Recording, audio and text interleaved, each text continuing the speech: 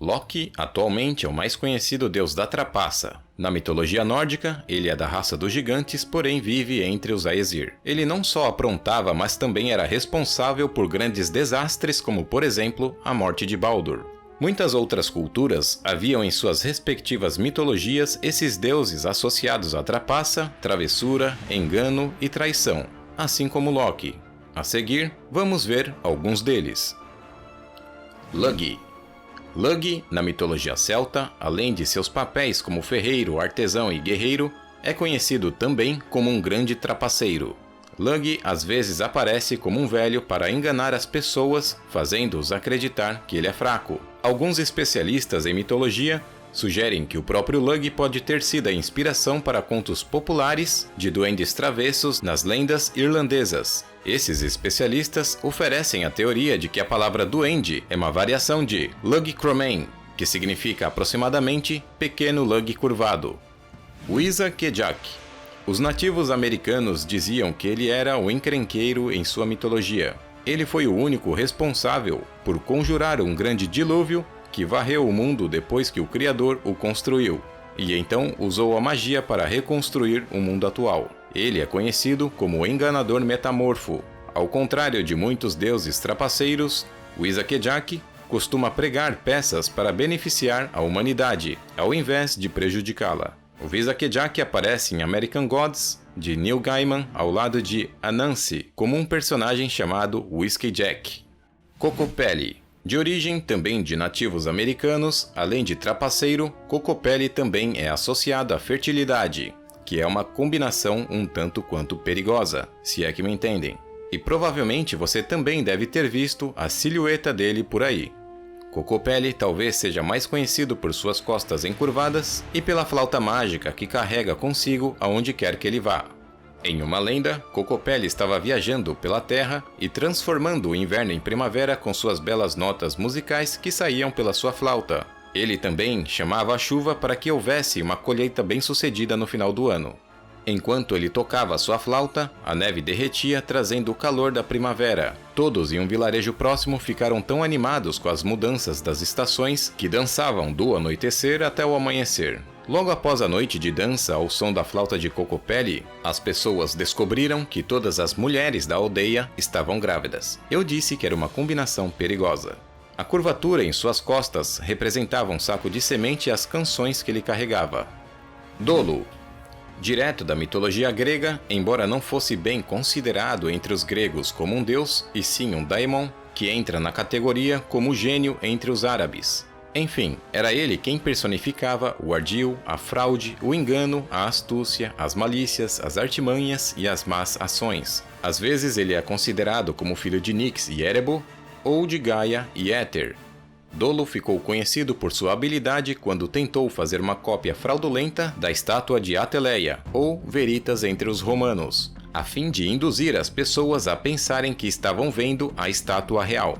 Durante a construção, ele acabou com a argila que estava usando para criar a estátua e teve que deixar os pés inacabados. E tremendo de medo enquanto seu mestre Prometeu examinava a estátua, ele acabou ficando impressionado com a similaridade das duas. E colocou ambas as estátuas no forno e quando foram completamente cozidas, colocou vida nas duas estátuas. Ateleia caminhou com passos medidos enquanto a sua irmã inacabada ficou presa em seus passos. Aquela falsificação, produto de enganação, adquiriu o nome de pseudólogo, ou falsidade. Eris. Também da mitologia grega, ela é associada ao caos, travessura, conflitos e discórdia. Eris está frequentemente presente em tempos de discórdia e contendas. Ela adora criar problemas apenas para o seu próprio senso de diversão. Talvez um dos exemplos mais conhecidos disso foi uma pequena disputa que culminou na chamada Guerra de Troia. Tudo começou com o casamento de Tétis e Pélias, que viriam a ter um filho chamado Aquiles.